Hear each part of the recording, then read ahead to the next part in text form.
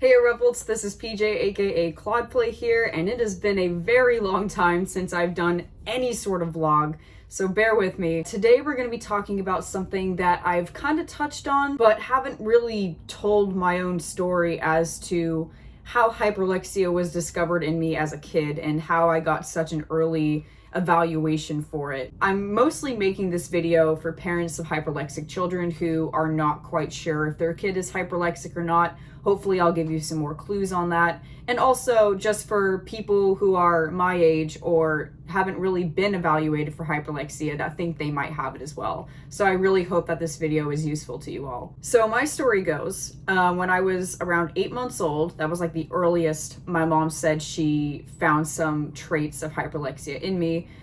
She had these like foam bath letters, and I don't know if they still exist today. For the heck of it, she'd say, oh, we'll point to A, B, C, you know, whatever.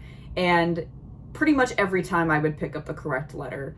And, you know, she probably thought, oh, well, my kid's a genius, but I don't really think she was too concerned about it. She just thought it was something that was really cool. And then it kind of progressed as I got older. And by the time I turned 2 years old, my mom noticed that I had now taught myself to read the newspaper. And it wasn't just one little section, it was like an entire story or sometimes an entire page where she noticed I was just kind of holding the whole entire newspaper, and she noticed that I would like kind of scan it. So again, for the heck of it, she'd say something like, oh, well, point to elephant or giraffe or something like that. And granted, it took me more time to actually find it this time. But again, I would find it every time. But now my mom was thinking, okay, well, this is definitely not something that happens very often, I don't think. I was her first kid, and so she didn't know if this was normal or not. What made it more abnormal was the fact that I was not speaking pretty much anything at all. I was either mumbling, I was kind of like humming, which I guess I learned to sing before I could actually speak. I was kind of like humming and trying to use my vocal cords, but I couldn't open my jaw to produce words. The only discernible sound that I could say was duh. And I would point to stuff and I'd go duh, duh. Everything was duh. It wasn't for dada. It wasn't for like a certain thing. I was saying that for everything. And this is according to my mom. Otherwise, I was basically non-speaking. And so, you know, she took me to my 2-year-old checkup at the doctor. Doctor says, well, you know, this is out of my expertise. She needs to go see a speech therapist.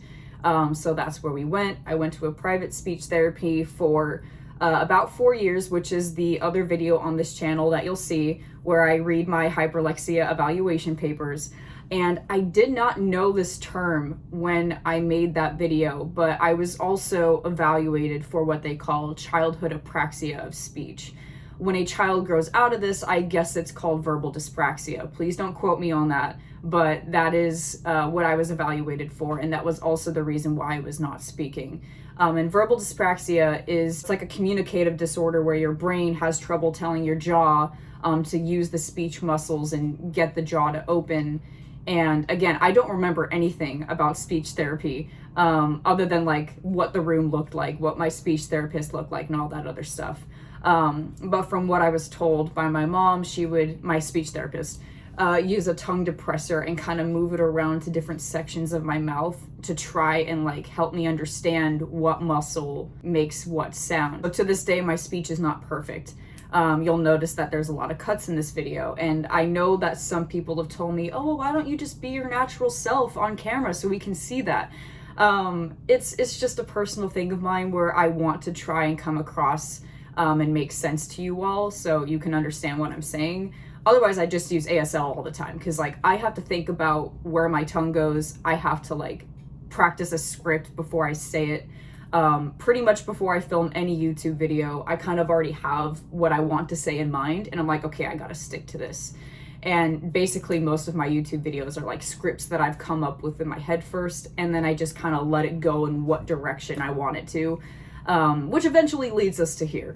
Anyway, the whole point of this is saying like, that's kind of how hyperlexia was discovered in me as a kid, with the reading really early, having trouble speaking and producing sounds. Also, I was very fascinated with maps. That's another thing that I haven't mentioned yet. By the time I was in 2nd grade, I had already memorized every single state capital. I'm obsessed with maps. I like learning different cities. Geography has always been a strength of mine. I love learning about new places, and of course with that comes with other languages. Now, something that I've read on the Hyperlexia wiki, which I don't know if this is true for all hyperlexic people, but when I read it and it resonated with me, I thought, oh my gosh, I have to share this part. So apparently a lot of hyperlexic adults like to challenge themselves with languages and learn ones that are significantly more challenging than other languages. So for an English speaker, many Asian languages are very hard to learn because they have their own alphabet, their own system, all that other stuff. And I believe Arabic is one of the hardest as well. But it's easier for hyperlexic people to learn because they're very fascinated by it.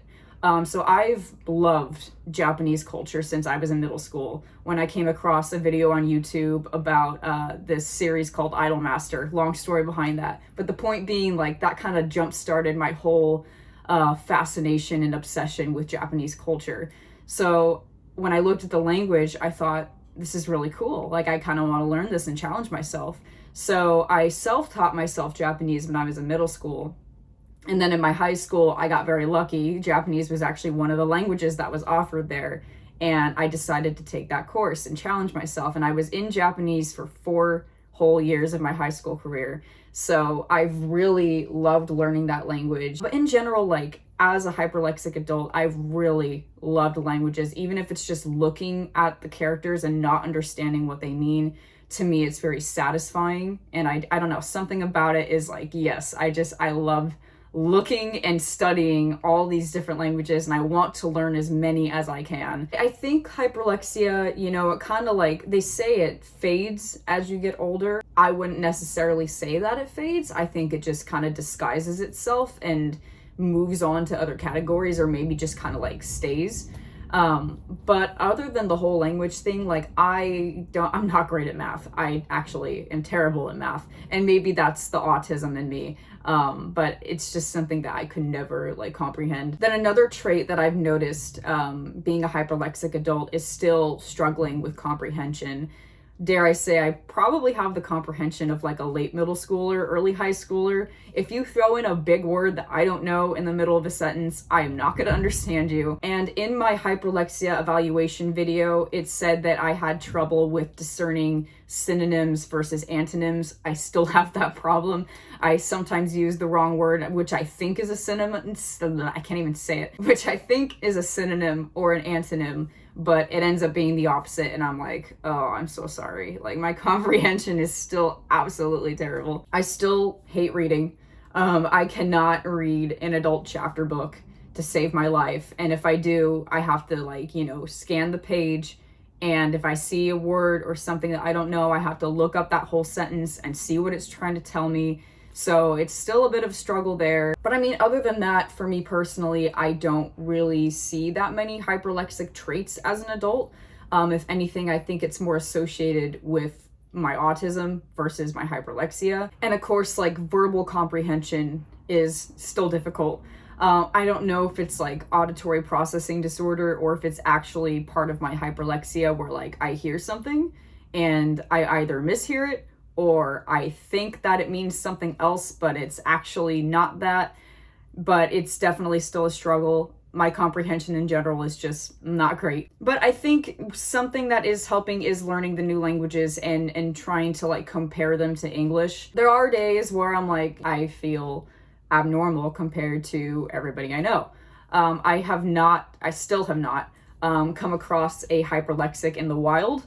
Most of the people I know that are hyperlexic are all people that I've met online. And knowing that there's other hyperlexic people out there and connecting with them online, it definitely makes me feel less alone. Now, the reason, again, why I made this video is because there aren't a lot of resources for not just hyperlexic kids, but hyperlexic adults.